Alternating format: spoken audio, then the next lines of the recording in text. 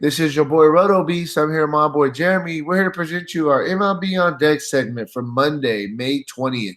If you're new to this channel, please make sure and click the subscribe button below. This you can watch all my MLB, NBA, and NFL videos. And if you haven't came and checked out our website here at dfscheatsheet.com, you're absolutely missing out. We have all the tools to help you compete with the pros day in and day out, including a complete optimizer, tons of content, daily FanDuel and DraftKings cash lineups. Hey, we're truly a one-stop shop for all your DFS needs. So make sure to come check out the site here at dfscheatsheet.com. So, hey, what up, Jay? How you doing out there, bro? Yo, what's up, man? Hey, another day trying to get this money. Hey, been going very, very well. Been doing very well with MLB. Want to keep it going. Good. Let's start the week off right, man. I'm ready to talk some baseball. Oh, for sure. So real quick before we get into this video, if you guys don't mind, please take that quick second, click the like button down below. Helps me out. Really appreciate that from you guys. And also, as always, this video is a little bit more of an overview, get you kind of a general idea of some guys that we're targeting pitching wise, hitting wise, some teams that we're looking at kind of early in the day. So if you want a more in-depth analysis on today's slate, we have 4 or 5 other MLB articles that we post daily. So yeah, man, make sure to check those out as well. Get your 14-day free trial, and hey, man, start winning with us. So I'm ready to jump into it. I'm gonna get started first. I'm actually gonna target a game. I like both sides of this game. So we'll talk about this game, both sides of it, and then we'll kind of go from there. We're looking at Texas. In Seattle, you got Seattle going into Texas to face the Rangers. This game has the highest implied total on the slate by far, and it should. You know, we were just talking about it right before we got on. It's going to be very, very hot in Texas. We know when it's hot, balls fly. Texas, they gave up that stadium yielded more runs than any other stadium last year. So a very, very good hitters park. I'll start with the Texas side of things, going against Mike Leake. Mike Leake, he gives up a 37% hard contact rate, 205 ISO to lefties, 250 ISO to righties. I definitely think that you can look at bats on both sides of the plate. As a team, Texas has a 211 team ISO, which is very, very good. They hit the ball hard, and then it's going to be hot today. It's a bad combination for Mike Leake. Some guys that are really standing out to me on the Texas side of things, Joey Gallo, 386 ISO against righties. Hunter Pence, 361 ISO against righties. And then you can also throw in Chu. Sinsu Chu has a 244 ISO against righties. And then lastly, if he's in the lineup, you can look at Guzman. His numbers are really standing out to me with the 318 ISO against righties. So I think that's a really good 4-man kind of power stack that you can look at if everybody's in the lineup in this hot ballpark in Texas. Obviously, you can look at some other guys, Mazzara, Odor, etc. But those were the guys that the numbers are really popping out to me. On the other side of things for Seattle, they get a matchup today against. Hey, bro. Go ahead. One thing that I want to say, right, about while we're on Texas, the thing that pops out to me the most about Texas is Joey Gallo. Right, you look at Joey Gallo's stats against right-handed pitching, and we know that the guy last year was really a boomer bust guy for sure, right? Like, I mean, he either struck out or he hit a home run. But we know the power upside with this guy. And if you take a look at his batted ball events against right-handed pitching, he has 60 total times he's put the ball in play with his bat, right? Yeah. 40 of those 60 times, he has an exit velocity of 102.8 miles per hour or better. 40 of 60 times. I mean, like, to me, Joey Gallo is like, it's almost like today, it just feels like this could be a double dong day for Joey Gallo. No, I mean, like, you're looking 2/3 of the time that his bat touches the ball against right-handed pitching. It's for it's an exit velocity of over 102 miles per hour, where the benchmark is 95 miles per hour. This guy's murdering right-handed pitching. Yeah, no, for sure. I think he's one of the top players on the slate by far. And I mean, you look at all his batted ball events against right-handed pitching, he averages 97.9. So, that we look at 2 different stats, right, for batted ball events. Events that, all of them, and then what percentage of them are fly balls or line drives, right? So, I mean, all of them. So, 21 times he's hit the ball on the ground, but 40 times he's had the ball in the air or a line drive over 102 miles per hour. Yeah, no, for sure.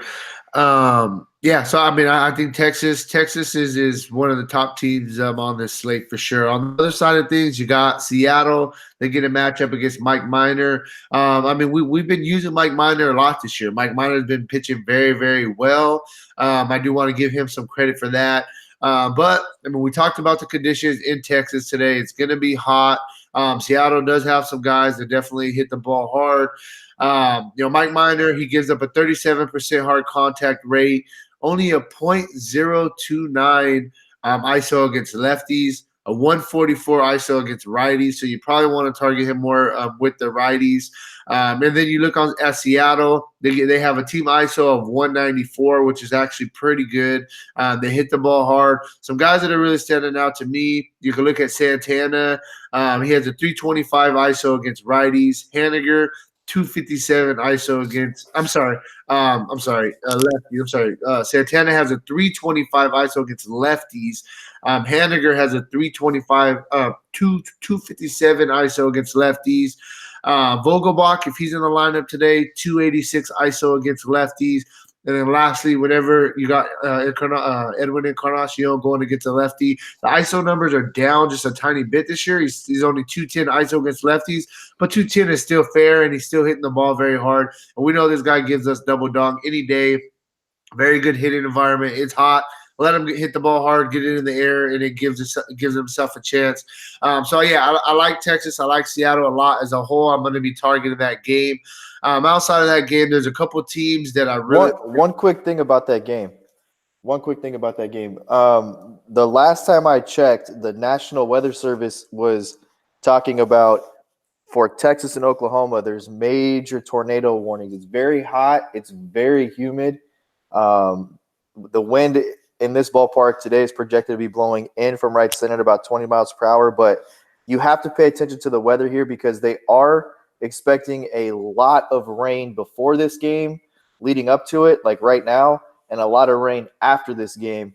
And you just got to pay attention all day for this game because at any point in time, they could get a tornado in that area or something like that could put this game in jeopardy. So right now, just looking black and white on paper, it's supposed to rain before it and after it, and the game itself is not in jeopardy as of right now. But with that much rain, that much humidity, that many pop-up storms in the area, it's a game you have to pay attention to especially because of the threats of tornadoes.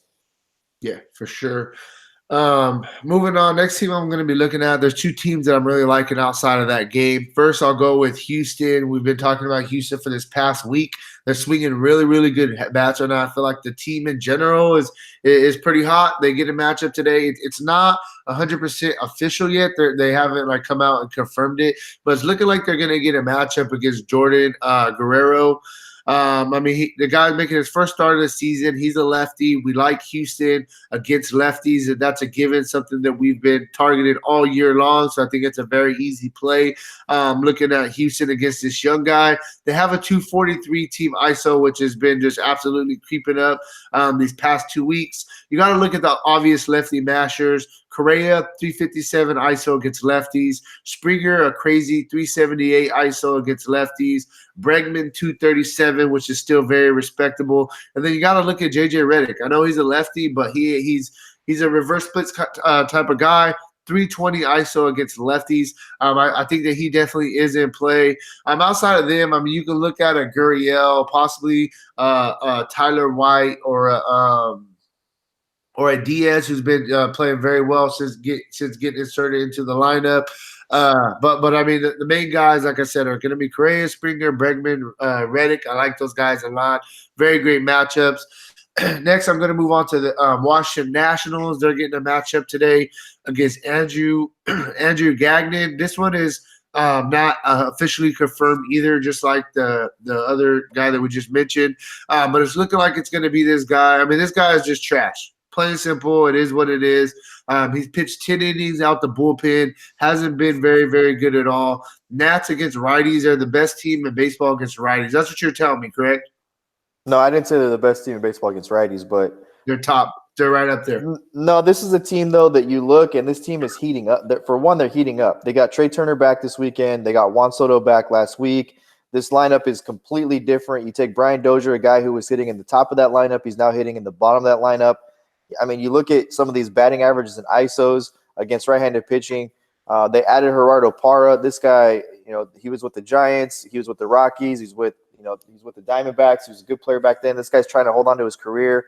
And then you look at Adam Eaton, right? I mean, you talk about a lineup that when you just had Adam Eaton at the top of it, and you had Anthony Rendon out and Juan Soto out, and you're talking about basically Adam Eaton and then a Michael A. Taylor, a Brian Dozier who strikes out a lot, who's really a left-handed a masher against lefties.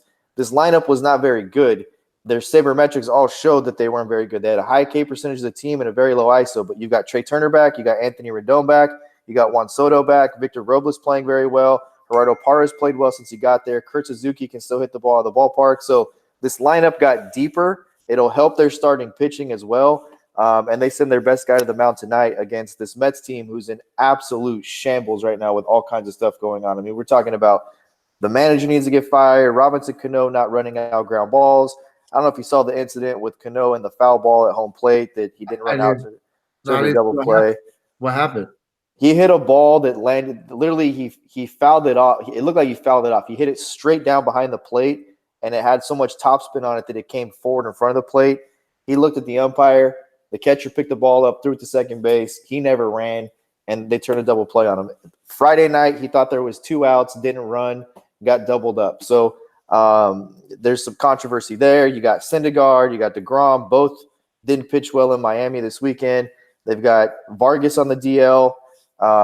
So this team is a mess, and you've got these two teams are going in opposite directions. This is a big series for the Nationals in terms of the National League East and what kind of throwing their hat in the ring here. This is a team that projected to win the National League East.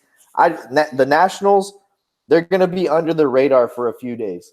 Right. I don't know how many people realize Trey Turner's back. I don't know how many people realize that they've got their pretty much their projected lineup from opening day back. And this team's going to do some damage. Yeah, a couple guys that are really standing out to me number-wise. Trey Turner, 222 ISO against righties. Rendon, 304 ISO. And then you mentioned it. Parra, it's obviously a small sample size, but the guy's been hitting the ball very, very hard. Limited sample size. He has a 438 ISO against righties. So, yeah, man, I definitely think that Washington is a team that you could target against this guy, Andrew Gagnon. So, yeah, man, so those are my top 4 teams. It's Texas, Seattle, Houston, Washington. 15, I'm going to kind of just throw out there real quick. A little bit more of a GPP stack because the upside is there, but they haven't been really playing up to potential. I'm going to look at the Yankees. They have a really high implied total going against Andrew Cashner. Andrew Cashner gives up a 33% hard contact rate, 056 ISO to lefties, 245 ISO to righties. So when targeting Andrew Cashner, he's definitely a reverse splits pitcher, and you do want to target him with the righties. Yankees, there's 3 guys that are standing out to me. Me and you were talking about it before we got on here. The 3 guys that you want to look at: Gary Sanchez, 364 ISO to righties, Voit, 236 ISO to righties, and you got to look at Hicks. Hicks coming back in that lineup. He's a guy that gives you some power upside as well. Switch hitter. So that I do like the Yankees. If you want to get kind of the opposite side of why you're not so much on the Yankees. I'm not saying that I'm not so much on the Yankees. I just don't think. If for me, they're a top 5, 6, 7, 8 team today. It is like you said, it's Andrew Cashner, but Andrew Cashner is not terrible this year. He does have 4 quality starts. He's 4-2 on the season. He's gone out and beat some teams he should have beat, and I believe one of these starts he pitched very well against the Yankees, and one of these starts he got blown up by the Yankees, and one of them I believe he got blown up in New York. I'll have to go back and double check when he started against them, but he's not been terrible. And right. This is not the same Yankees lineup that blew him up in the beginning of the year. It's not, right? No Giancarlo Stanton, no Aaron Judge. We know the story behind the Yankees. When you look at the Yankees, you could put a nice little 3-man stack together for sure. You could put a Gary Sanchez stack together, hitting 261 with a 364 ISO against righties. Luke Voit hitting 252 with a 236 ISO against righties.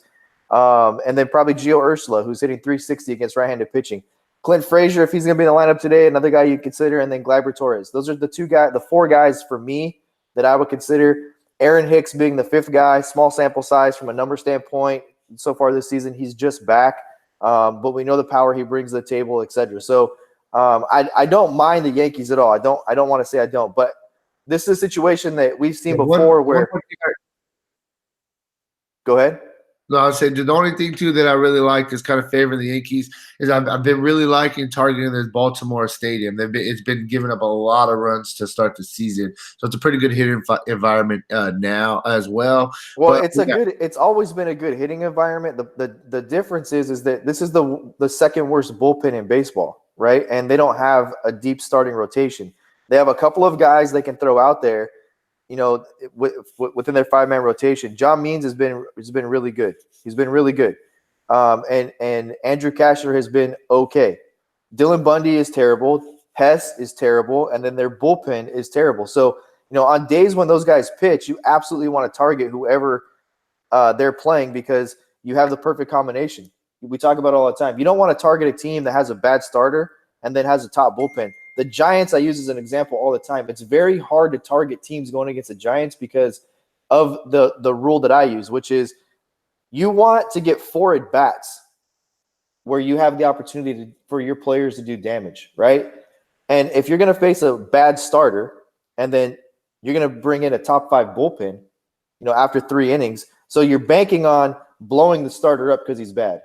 So, okay, we go one time through the rotation and we get 6 runs. And that's exactly what we needed them to do. And maybe we get 2 bombs out of that, right? Okay. Then they bring in a bullpen. And if that's the second or third rate bullpen in baseball, you're not going to have solid opportunities. There's other places to look where you can perhaps get 3 to 4 at-bats from your guys against not only the bad starter, but a terrible bullpen. Baltimore on almost every day is that. Andrew Cashner's thrown 4 quality starts out there. This year. He's pitched deep into games. He's averaging almost 8 Ks per 9. So he hasn't been terrible. He's been able to limit damage. If he goes 6 innings and gives up 2 or 3 runs and strikes out 7 and maybe gives up a home run to Gary Sanchez, that's why I say to me the best play here with the Yankees is using Gary Sanchez as a one-off. I could totally see that scenario playing out. But like you said, it is the Yankees. It is Andrew Cashner, and he could get blown up. So that's kind of my take on that. For sure. Yankee situation. I mean, just to quickly sum it up, like I said, I mean, I'm looking at Texas, Seattle, Houston, Washington. Yankees are kind of the 15 I'm looking at. What do you like in pitching wise on this slate? Yeah, I think you have to go right to the top, right? I mean, Patrick Corbin, this is a good spot for him. Look, the Mets, I mentioned it before. The Mets are an absolute mess, right? And you take a look at outside of J.D. Davis and Pete Alonso, who are 2 guys I think you can use as one-offs today. Let's talk about them for a second. Pete Alonso has a 447 ISO against left-handed pitching, 21 batted ball events. 15 of those 21 have average exit velocities of over 104 miles per hour. J.D. Davis, a 300 ISO with 10 batted ball events, so almost half of them at over 104.6 miles per hour. So those are 2 guys I think you consider as one-offs. The wind's blowing out here. It's hot in New York, and the wind's going to be blowing out to right field. Other than that, look, this lineup's not very intimidating. You got Thomas Nido, Ademi Hechavarria, who they just activated from AAA not too long ago, Juan Lagares, Michael Confortos to the DL, Robinson Cano with a 133 batting average against left-handed pitching. This is just not – it's not a really good spot for the Mets. It's a really good spot for Patrick Corbin. You're going to pay up for tonight at 10-8. Mike Soroka against the Giants, I think, is in a pretty good spot as well. He gets a bump because of the ballpark. The rain there should hold off. Chris Paddock pitching against the Diamondbacks. The Diamondbacks, a very pesky team. Paddock coming off a loss to the Dodgers where he didn't pitch great. Dodgers got to him, I think, for 3 home runs. I think that those are really your top spots. Brad Peacock definitely in play as well, kind of in that value range. And that, I think Jake Arrieta deserves consideration today. Going against his old team, there's a little bit of narrative there. Jake Arrieta's thrown quality starts out there this year. I believe 6 of them. And then you have strikeout upside and Jake Odorizzi, who's kind of really recreated himself, going 6-2 so far this season with the Minnesota Twins. I think the players, the 2 pitchers in this spot that have the best opportunity to get wins are Patrick Corbin. He should get solid run support today, and Jake Odorizzi. The Minnesota Twins are perhaps the most underrated team in baseball. I don't know how many people are paying attention to what they're doing, but what they did in Seattle this weekend with the amount of runs they put on the board, and how low owned they were while doing it was an absolute shock to me, because the Twins have been a team that, if you listen to the deep dive or read the stacks piece or even your core plays video, we're getting exposure to the Twins pretty constantly because of what they've done as a team. You can take a look at just what they have from a team ISO standpoint. And today you have to pay attention because you do have an opener in Anaheim, and then Felix Pena will come in. So they're not going against Taylor Cole here. They will for an inning. But you look at this team from an ISO standpoint, Jorge Polanco, 301, Scope, 250, Buxton, 246, Rosario, 252, Nelson Cruz, 243, Sano, who's just back at 222, TJ Cron, 2. I mean, the benchmark in ISO is 200. They've only got one guy in their projected lineup today that's under that, and that's Adrianza, who is not an everyday player for them. So this team absolutely crushing the baseball. They've got, I believe they lead Major League Baseball in all extra base hits so far this season. This team's put up a lot of runs against a lot of teams. I think tonight that that they can give Odorizzi the run support he needs to go ahead and get a win. Yeah, for sure. So that's kind of where we're at. Just kind of a little overview of today's slate. It's going to be a fun slate. I'm liking how this slate is definitely shaping up. If you want a more in-depth analysis on today's slate, I mentioned it. Jeremy mentioned it. We got a lot of other articles, videos up on the site. So make sure you get your free 14-day trial. Hey, start winning with us today, man. Outside of that, hey, good luck on your guys' contest tonight, and peace out.